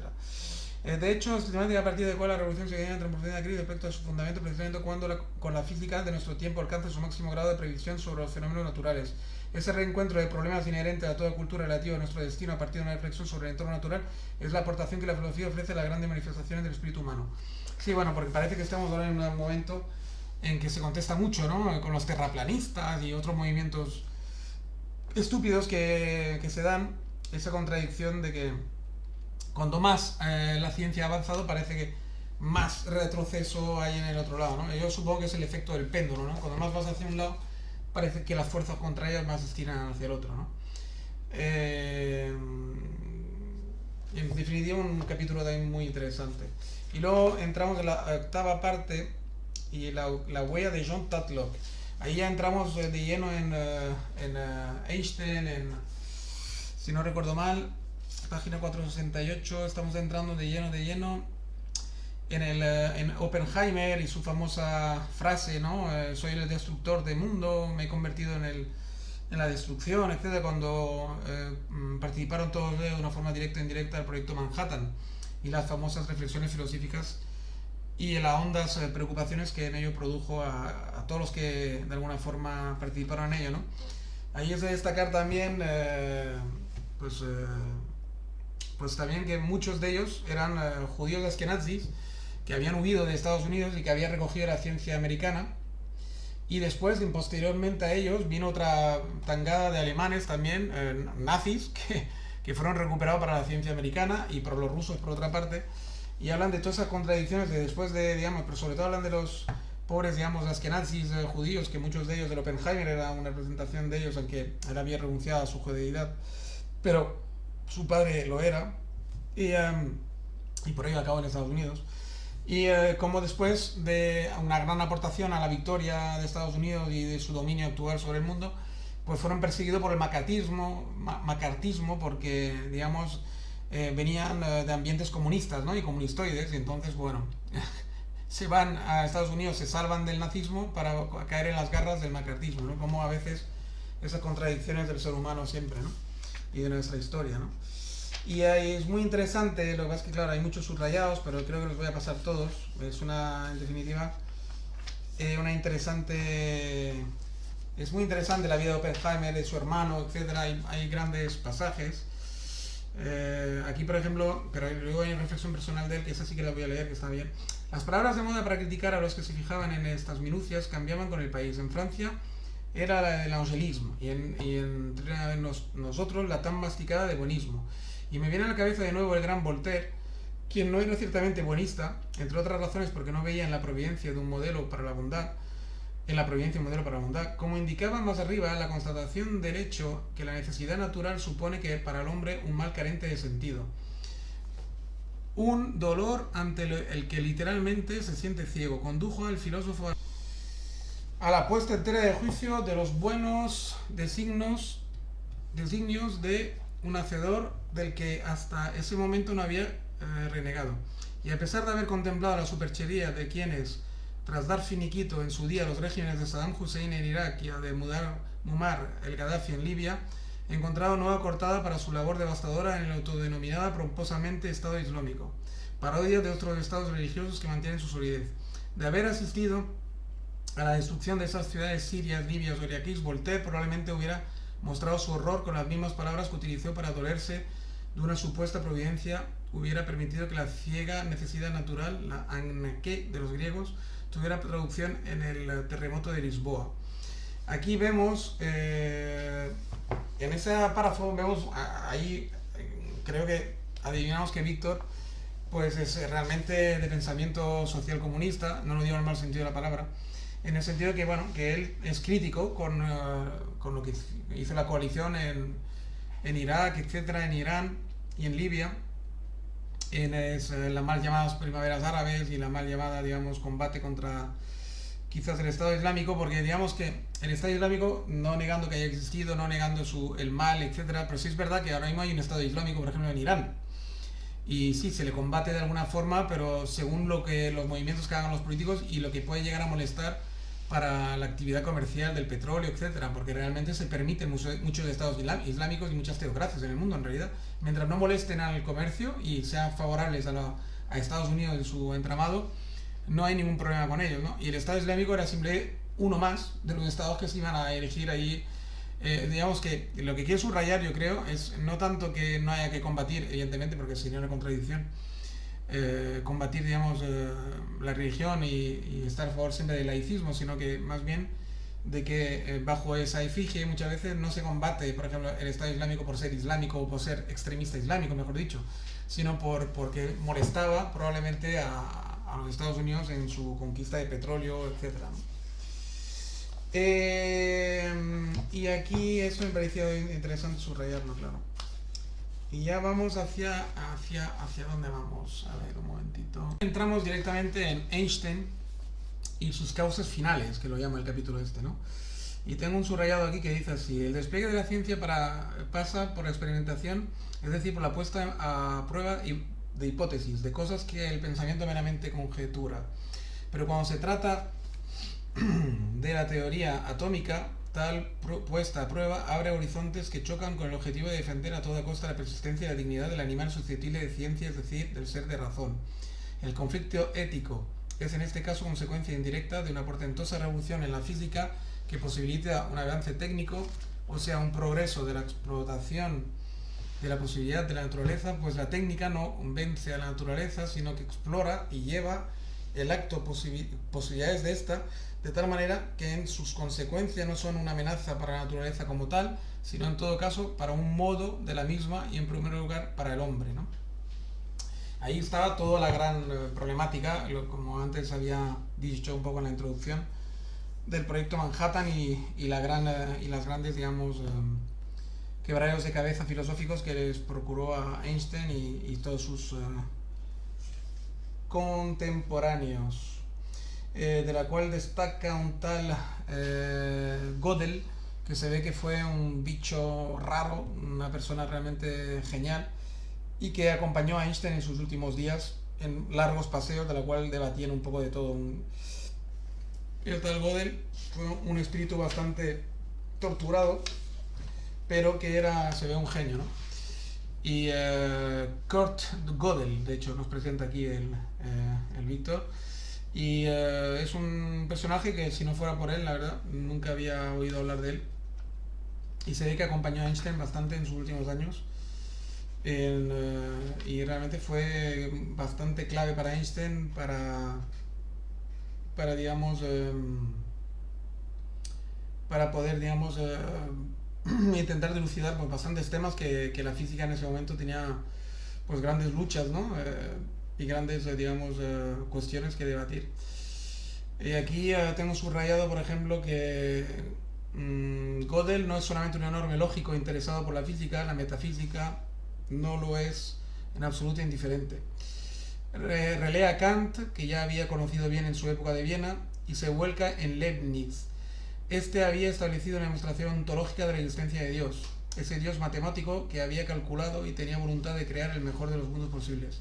Demostración que Gödel retoma a la luz de sus propias reflexiones. A la par, como matemático y científico, el trabajo de Gödel es cada vez más reconocido, y en 1951 recibe el premio Einstein, de hecho. Sin embargo, como tantos otros, se vio obligado a extenuantes trámites para conseguir la nacionalidad estadounidense y sobre todo para no sucumbir a estados depresivos. La desaparición de Einstein en abril de 1955 significa la pérdida de un interlocutor irreemplazable, aunque viviría todavía 33 años y seguiría recibiendo honores, la morbidez vuelve a asomar a la menor ocasión. Era una persona realmente afligida, como decía antes, ¿no? Pero un genio de la matemática y de la física, que sobrevivió a Einstein 33 años, por cierto. A ver, aquí tenemos la ciencia como profesión, se vincula habitualmente a la explicación matemática del universo, a la que Hegel ya se había referido con la expresión someter al espíritu a la tortura de convertirse en máquina. Ahí está también un gran debate, ¿no? Si al final de tanto, digamos, conocer, ¿no? El ser humano no se va a convertir al final en una máquina. Y vemos que en la inteligencia artificial y en la robótica podría haber una traducción material de esos temores, ¿no? Que tenían esa gente, ¿no? Porque, claro, un espíritu demasiado agudo y demasiado sabio puede convertirse o desear al final una cierta materialidad extrema que sería convertirnos en máquinas, ¿no? De alguna forma, fundirnos con la maquinaria, ¿no? Lo cual nos haría inhumanos de forma definitiva y no sé si realmente es lo que buscaban todos los filósofos y toda la gente que nos precedió, ¿no? No sé si es el camino, digamos, adecuado. Y ahí pues había muchos debates también sobre ello, ¿no? Aquí tengo otra cosa en el 505. Se mete también, otra vez baja la historia y hay un tal Galois, que se ve que era un genio de la matemática, pero un incomprendido que nada más nunca fue recibido ni fue, digamos, valorado en vida, su corta vida, porque vivió apenas 20 años, murió en un duelo, que aún se hacían duelos en su época. Y ahí hay una subrayado que creo que es una carta de su padre, ¿no? Yo diría que sí. A ver, llegaría el día, en carta del padre del Galois ese, ¿no? Que también era un matemático perseguido por la iglesia, que al final, de hecho, se suicidó por culpa de la persecución eclesiástica contra él y delegó en su hijo una especie de carta testamental que te decía lo siguiente: llegará el día en que serás un hombre grande y célebre, cosa que no consiguió el pobre. Pero sé también que te aguardan el sufrimiento, eso sí, la lucha y la desilusión. Serás un matemático, eso lo logró, pero incluso la matemática, la más noble y abstracta de todas las ciencias, por etérea que sea, tiene sus raíces profundas en la tierra en que vivimos. Ni siquiera la matemática te permitirá escapar a tus sufrimientos y a los sufrimientos de los hombres. Lucha, hijo mío, lucha con mayor coraje que el que yo he tenido. Ojalá que antes de morir puedas alcanzar los carillones de la libertad. Gran carta, ¿no? De un padre a un hijo. Y la verdad es que casi todos los deseos de esa carta se cumplieron, menos la que se volviera grande y célebre, porque murió demasiado pronto.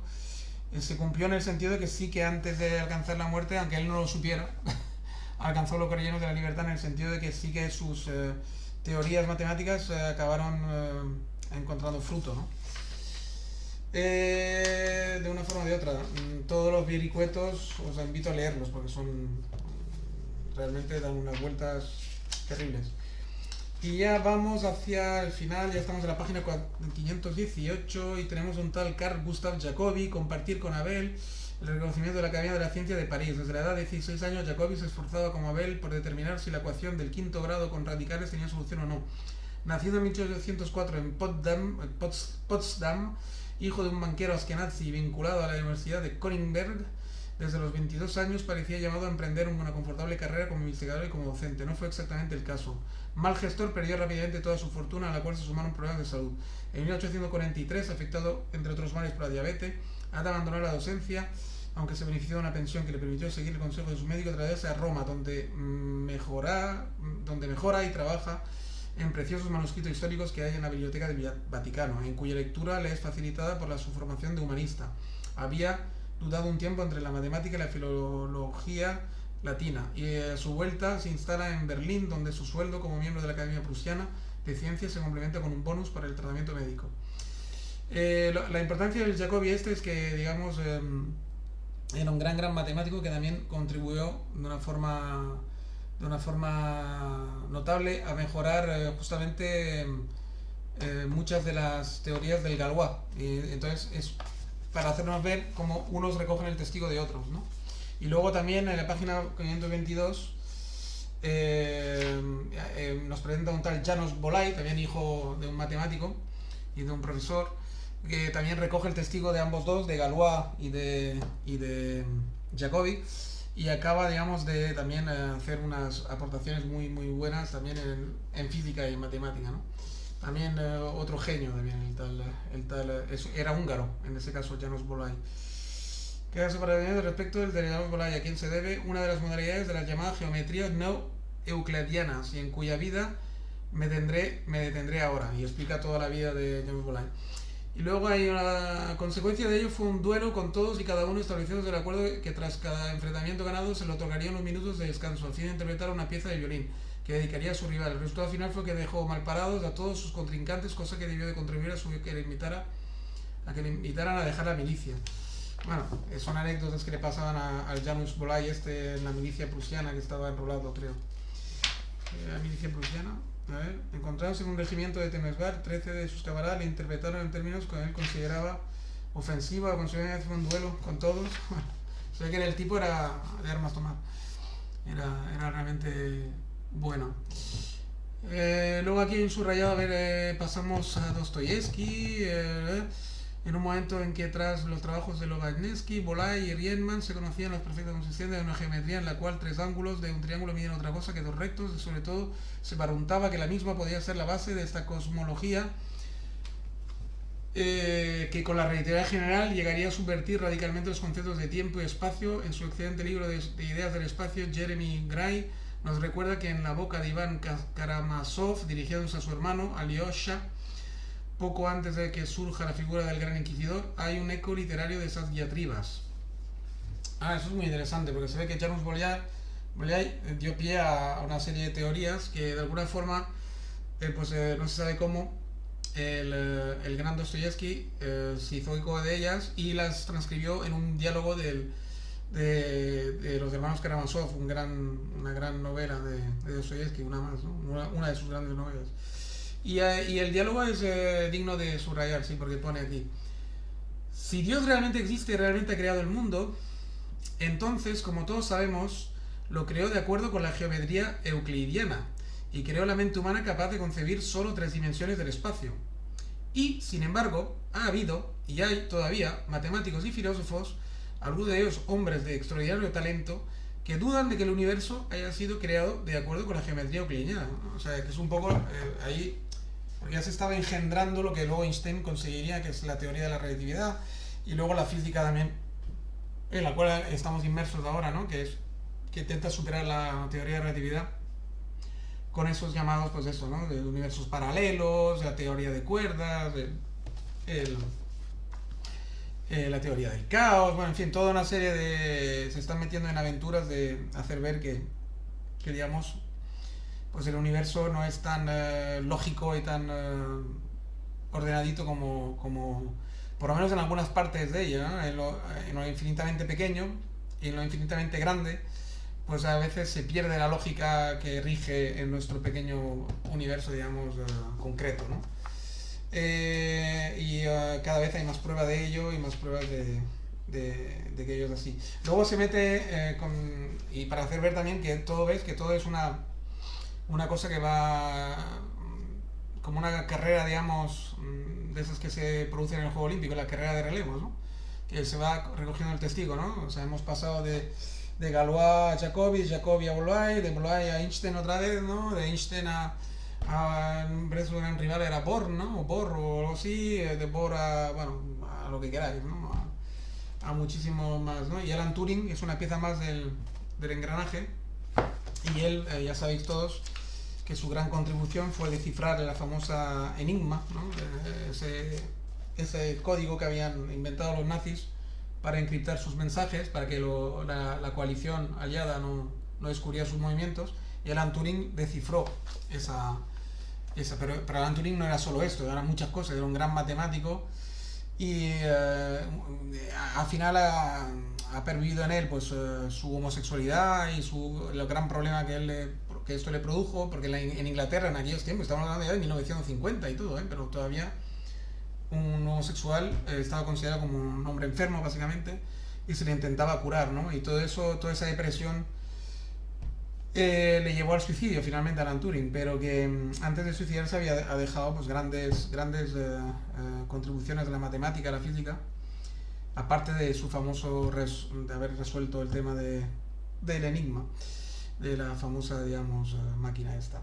Alan Turing es conocido por la máquina que lleva su nombre, pero los estudiantes de filosofía se hayan también familiarizado con preguntas sobre el famoso llamado test de Turing, que ahora consideraré someramente. El test de Turing básicamente se trata de un test para ver si una máquina es inteligente o no, y para ver si la inteligencia artificial,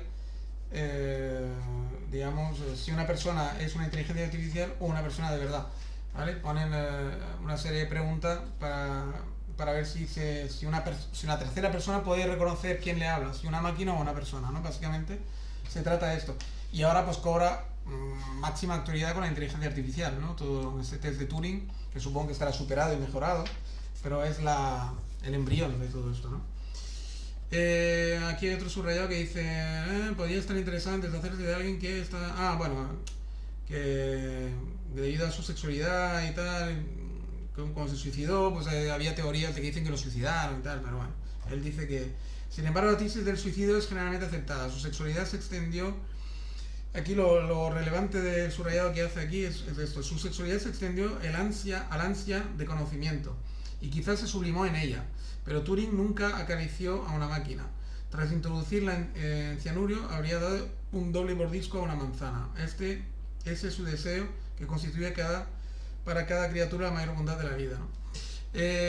Aquí lo que quiere decir es que realmente quizás a veces cuando una persona tiene problemas, digamos, de ese índole, bien sea en su sexualidad o alguna otra inseguridad o cualquier cosa que le produzca, digamos, una lucha interna, a veces se sublima, en algunos al revés, ¿no?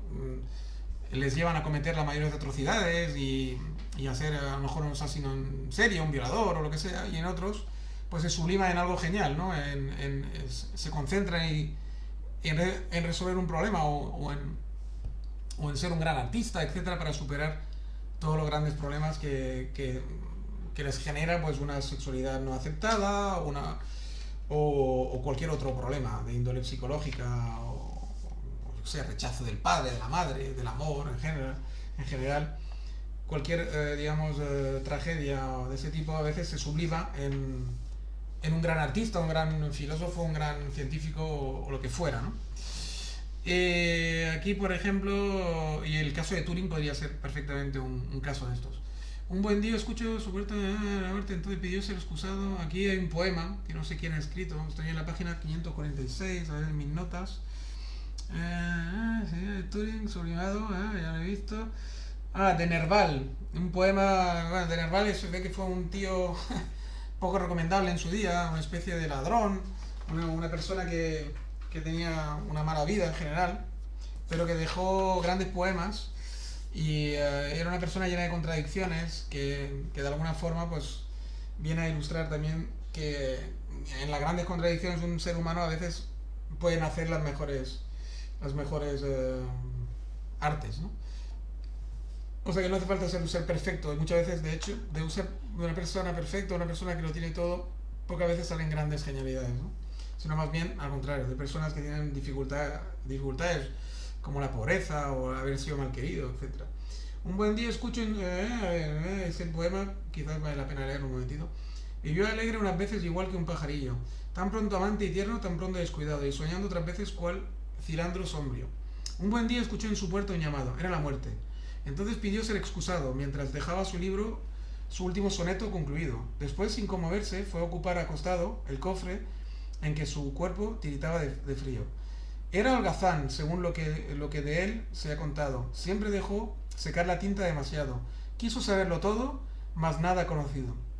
Y llegado el momento en que, harto de esta vida, una noche de invierno, su alma emprendió la huida, se alejó preguntando, ¿para qué habré venido? Yo creo que es un gran resumen también de que, bueno, es a veces, pues sí, quiso saberlo todo y quiso saberlo todo, más nada ha conocido, ¿no? O sea que, bueno, en fin. La lucha eterna entre digamos, entre la realidad, ¿no? Y los deseos, y muchas veces que esa realidad pues supera el deseo, ¿no? Pero que a pesar de todo, vale la pena, ¿no? Y ese ¿para qué habré venido? Es muy, muy, muy bonito ese tema. Luego tenemos aquí un pozo artesiano, esto que es el pozo artesiano. La creación tampoco engrasada por el principio de esperanza, la manera convencional, de ahí la contraposición entre Gerard de Nerval, François Villon, Oscar Wilde y los ciudadanos de ese país. Ah, sí, eso es muy bueno. Lo que os decía, de que muchas veces se generan las mejores cosas en las contradicciones del ser humano, ¿no? Y no en un ser totalmente igualitario y perfecto, en un mundo perfecto. Este país honesto y rural, de moral con orejeras, estrecha, farisaica y rutinaria, carente hasta un grado deplorable de prostitutas y asesinos, al que se refiere el escritor francés Alexandre Arnoux. Bueno, para que se vea que pues muchas veces en un mundo así probablemente no nacería nada bueno tampoco, ¿no? Sino más bien, de hecho, en un mundo así que se intentó hacer, ¿no? Con el comunismo y el nazismo, pues nació esto, el comunismo y el nazismo y sus grandes horrores, ¿no? Luego, ¿qué hay aquí? Proust afirma explícitamente en relación con la teoría literaria, mejor dicho, que un libro, y que habría de decir en general la obra de arte, es el resultado de una dimensión de la personalidad que nada tiene que ver con la que se muestra en sociedad, la cual está determinada por las costumbres, las manías y en ocasiones las perversiones y los vicios. Y todo indica que solo en el momento en que adopta la resolución de escribir, la recherche, esta personalidad profunda, de ordinario, encubierta por una identidad convencional, más o menos vacua y más o menos narcisista, está realmente aflorando e imponiéndose. O sea que solamente el hombre, cuando intenta, digamos, hacer algo grande, se puede abstraer un poco de todas las suciedades y todas las contradicciones que le impone la sociedad y él mismo, ¿no? Y se impone a sí mismo, ¿no? Y me pareció una reflexión bastante buena. Sin ellos el líquido ciertamente es para María, más reconociendo lo imprescindible de la función del vaso, no ha de suponer la inversión de jerarquías, consistente en estimar que el vaso mismo es lo que cuenta en realidad. Los cuerpos de los humanos son depositarios de ese extraño don de la palabra, que nosotros, y solo nosotros, poseemos, y la dicha a la que el narrador de la recherche se refiere en tantas ocasiones no es en definitiva otra cosa que la manifestación de que en un momento dado sencillamente ha habido suerte, esa suerte consistente en que cualquiera que sean las vicisitudes por las que atravesamos, la palabra discurre libremente a través de las mismas. Se sirve de ellas para fortalecerse y como simple corolario hace que nos reconciliemos hasta con las más duras causas de dolor. O sea que aquí tenemos pues realmente casi el resumen del pensamiento de Víctor y lo que busca a través de todo el libro, ¿no? Que reconozcamos que la palabra al final es lo único que nos hace realmente humano y que deberíamos dedicar todo nuestro esfuerzo a conservarla y a quererla, ¿no? ¿Qué más? Todo eso se refiere a Proust, la gran Proust. Coge como, digamos, la obra de Proust y la personalidad de Proust para destilar todos esos pensamientos. Los ojos definitivamente cansados y lúcidos son antes todo ojos de niño feliz. Ojos que han tenido la fortuna de encontrar la verdad antes que la muerte. O sea, aquí pues eso, ¿no? Que es mantener un poco esa viveza de espíritu infantil, de alguna forma, dentro de una adultez y tragedia, ¿no? Para poder seguir siendo fresco y seguir queriendo la verdad y la palabra ante todos los ropajes que la sociedad y las diversiones que la sociedad nos ofrece. Pues a diferencia de los discursos teoréticos sobre la singularidad del lenguaje humano, sobre la imposibilidad de reducirlo a un mero código y sobre su capacidad de infinita renovación, narradores y poetas tienen la ventaja de la praxis. No se limitan a predicar las virtudes del lenguaje, sino que la muestran convirtiendo así en evidencia la conveniencia de ponerse a su servicio, conveniencia de intentar reconciliarnos con lo que constituye el rasgo fundamental de nuestra especie, lo que nos singulariza en relación con las demás especies animales. O sea que la ventaja que tiene el escritor o un poeta es que realmente con la praxis nos demuestra que sí es, ¿no? Que la palabra es redentora y que la escritura es lo importante. Nacemos dos veces, dicen, ¿no? Una cuando nacemos, ¿no? Y otra cuando realmente tomamos conciencia realmente del habla y adquirimos el lenguaje, ¿no? Es nuestro segundo nacimiento, ¿no? Realmente esto me pareció casi un colofón genial, casi lo podríamos dejar aquí, pero bueno, no sé si hay alguna cosa más, pero esto me parece el colofón del pensamiento que atraviesa todo el libro, ¿no? Eh, entonces, de esas palabras que nunca nos han abandonado y a cuya fuerza nunca debimos haber renunciado. Y enfatizo de nuevo, porque un día al menos se dio tal abertura. Cada uno de nosotros es lo que es, animal de palabra, porque en un momento singular, en el segundo y verdadero nacimiento de un humano, se sintió empapado por esa capacidad de otorgar significación a un entorno hasta entonces opaco, ya que fuera amenazador por la subsistencia, ya fuera favorable. Da igual, era opaco porque no tenía palabra. Y cuando ya adquieres la palabra, deja de ser opaco y confuso y adquiere una cierta, digamos, verdad. ¿Qué más? No sé si tengo algún recolofón. Dichosos aquellos que han encontrado la primera antes que la segunda, y para los que, por próximas que deben estar una de otra, ha sonado la hora de la verdad antes que la hora de la muerte. Es una repetición de la jugada que he dicho antes, ¿no? Dichosos los que, de alguna forma, pues se han dado cuenta de esa gran verdad que es racionalidad, que es la palabra. Antes de morir, digamos, se den cuenta de que la única verdad y la único que nos hace humanos es la palabra, no todo religiones y supersticiones y misticismos baratos, etc., ¿no? Contra su autoridad, contra el hecho de haber sido vencido la esperanza. Bueno, después hay alegatos contra la esperanza, digamos, otra vez, ¿no? Las esperanzas religiosas versus la verdadera esperanza que te puede dar la filosofía, en el sentido de que, al revés, la filosofía te quita toda esperanza y ese es su verdadero, digamos, su verdadero trabajo, a la par de quitarte todo tipo de, consuelo, ¿no? Y que la filosofía al final es la práctica más dura que hay, porque realmente la filosofía es lo más inútil, ¿no? Porque al final, ¿qué te da, no? Tú dirás, ¿pero qué me da la filosofía entonces al final? Si no me da consuelo, no me da, digamos, ningún tipo de esperanza, ¿para qué sirve, no? Si no da esperanza y consuelo, pues sirve porque precisamente no tiene ningún servicio, digamos, que ofrecerte, más que el hacerte sentir cada vez más humano, y que hacerte sentir que lo humano, lo único que tiene realmente de diferente a todo lo demás, es precisamente el hablar, ¿no? El don de la palabra, y ese don de la palabra nos da esa conciencia de ser consciente, que es lo que nos diferencia básicamente de un animal, ¿no? Y hay más subrayados, pero ya voy acabando porque es que si no, no acabaremos nunca. Pasa por un Unamuno que dice: soñar la muerte no es matar el sueño, pero sobre todo vivir el sueño no es matar la vida. Muy bonito, ¿no? Luego, en ese sentido, la religión sería efectivamente la plasmación mayor de la legislación de la esperanza, lo cual no excluye que ellos mismos, que sermonean la esperanza, para quien en ausencia de la misma no hay nada que hacer, la utilicen como un eslabón más en la cadena de la tortura, como en el caso del judío Aser Abarnabel. Bueno, hay un ejemplo de una tal Abarnabel que era una falsa esperanza y tal.